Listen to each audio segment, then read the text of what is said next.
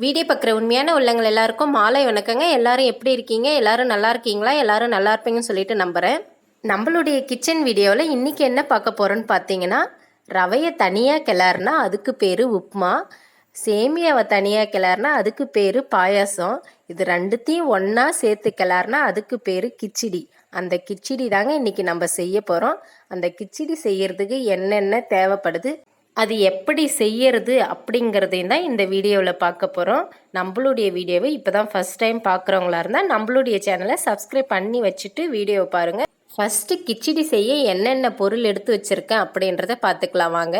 இது வந்து சேமியா, இது வந்து ரவையை வந்து வறுத்து வச்சுருக்கேன். அடுத்ததாக பார்த்தீங்கன்னா பச்சை மிளகாய், வெங்காயம், தக்காளி ஒரு 2 கட் பண்ணி வச்சுருக்கேன். அவ்வளோதாங்க. இப்போ வந்து வானலை நல்லா காய வச்சுக்கணும். வானல் நல்லா காஞ்சதுக்கப்புறம் பார்த்தீங்கன்னா எண்ணெய் விட்டு எண்ணெய் நல்லா காஞ்சதுக்கப்புறம் நம்ம எல்லா வகையும் கலந்து வச்சுருக்கோம் இல்லைங்களா, அந்த கடுகில் கொஞ்சமாக போட்டு கடுகு நல்லா பொரிஞ்சு வரணும். பொரிஞ்சு வந்ததுக்கப்புறம் பார்த்தீங்கன்னா அந்த பச்சை மிளகாயை கட் பண்ணி வச்சுருக்கோம் இல்லைங்களா, கருவேப்பிலை 2 போட்டு அதுக்கப்புறமா அந்த பச்சை மிளகாயை போட்டு நல்லா ஃப்ரை பண்ணணும். பச்சை மிளகாய் நல்லா பொரிஞ்சு அது வணங்கி வந்ததுக்கப்புறம் பார்த்தீங்கன்னா நம்ம வெங்காயம் கட் பண்ணி வச்சுருக்கோம் இல்லைங்களா, அந்த வெங்காயத்தை போட்டுக்கணும். வெங்காயம் போட்டு வெங்காயமும் நல்லா பொன்னிறமாக செவந்து வரணும்.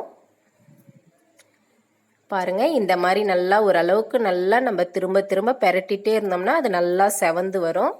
வெங்காயம் நல்லா வதங்கி வர்றதுக்குள்ளார நம்ம ரவையும் சேமியாவும் அளந்து வச்சுக்கலாம். நான் வந்து ஆல்ரெடி ஏற்கனவே அளந்து வச்சுட்டேன். 1 கப்பு சேமியா, 1 கப்பு ரவை. இப்போ வந்து 2 கப் ஆகுது. நம்ம தண்ணி ஊற்றும் போது பார்த்திங்கன்னா 4 கப்பு தண்ணியாக ஊற்றணும். வெங்காயம் பார்த்தீங்கன்னா இப்போ நல்லா செவந்து வந்துடுச்சு. வெங்காயம் நல்லா செவந்ததுக்கப்புறம் பார்த்தீங்கன்னா நம்ம கட் பண்ணி வச்சுருக்கோம் இல்லைங்களா, அந்த தக்காளியுமே போட்டுக்கலாம்.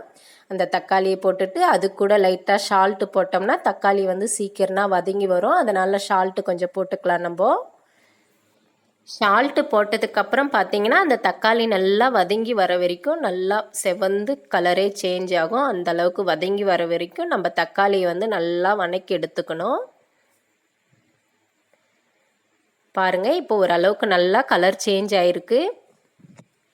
இப்போ வந்து பார்த்திங்கன்னா நம்ம அளந்து வச்சுருக்கோம் இல்லைங்களா தண்ணி, நான் வந்து ஆல்ரெடி 2 கப்பு இருக்குது. நம்ம ரவையும் சேமியாவும் சேர்ந்து 4 கப்பு தண்ணியாக எடுத்திருக்கேன்.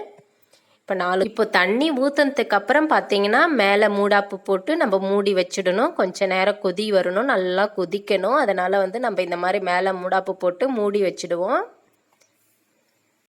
இந்த தண்ணி பார்த்திங்கன்னா நல்லா கொதிச்சு வரணும். பாருங்கள், நம்ம இப்போ ஓப்பன் பண்ணி பார்க்கலாம் எந்த அளவுக்கு கொதிக்குதுன்னு சொல்லிட்டு. பாருங்கள் எப்படி கொதிக்குது பாருங்கள். இந்த மாதிரி நல்லா கொதிச்சதுக்கப்புறம் பார்த்திங்கன்னா நம்ம ஃபஸ்ட்டு சேமியாவை தான் போட்டுக்கணும்.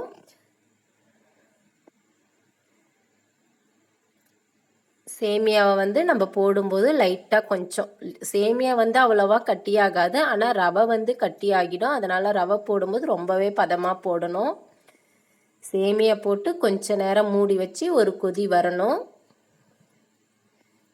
நம்ம இப்போ மூடி வச்சுக்கலாம். இதை ஒரு கொதி வரட்டும்.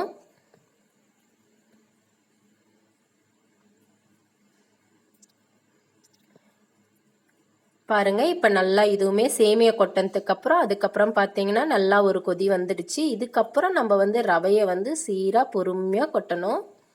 நிதானமாக இந்த மாதிரி கொஞ்சம் கொஞ்சமாக கொட்டுங்க, இல்லைன்னா ஒரு மாதிரி கட்டி கட்டியாக ஆகிடும். ரவை வந்து அதிகமாக கொட்டினோம்னா ஒரு மாதிரி கட்டி கட்டியாக ஆகிடும். அதனால் சீராக இதே மாதிரி கொட்டி நல்லா கைவிடாமல் கலரி விட்டுக்கோங்க. பாருங்கள், இப்போ நல்லா ட்ரை ஆகுது. நம்ம கொஞ்ச நேரம் விட்டு விட்டு கொட்டுறேன் நான். இந்த மாதிரி நல்லா கலரி விட்டு இந்த மாதிரி கொஞ்ச நேரம் ட்ரை ஆனதுக்கப்புறம் பார்த்தீங்கன்னா இந்த லெவல் வந்துடும். இந்த லெவல் வந்ததுக்கப்புறம் பார்த்தீங்கன்னா நம்ம சிலிண்டர் ஆஃப் பண்ணிடணும். ஆஃப் பண்ணி சும்மா ஒரு 2 நிமிஷம் மூடி வச்சு அதுக்கப்புறம் நம்ம சுட சுட கிச்சடி ரெடின்னு சொல்லிட்டு நம்ம சாப்பிட வேண்டியது தாங்க. கிச்சடி செய்கிறது பார்த்திங்கன்னா ரொம்பவே ஈஸி. இதில் கேரட்டு, பீன்ஸுன்னு சொல்லிட்டு காயெல்லாம் போட்டு செய்யலாம். மேலே 4 கொத்தமல்லி தழை தோணும்னா இன்னுமே வாசனையாக இருக்கும். எங்கிட்ட இப்போ கொத்தமல்லி தழை இல்லை. என்னுடைய கிச்சடி எப்படி இருக்குன்னு சொல்லிட்டு என்னுடைய கமெண்ட் பாக்ஸில் ஒரு கமெண்ட் பண்ணிவிடுங்க.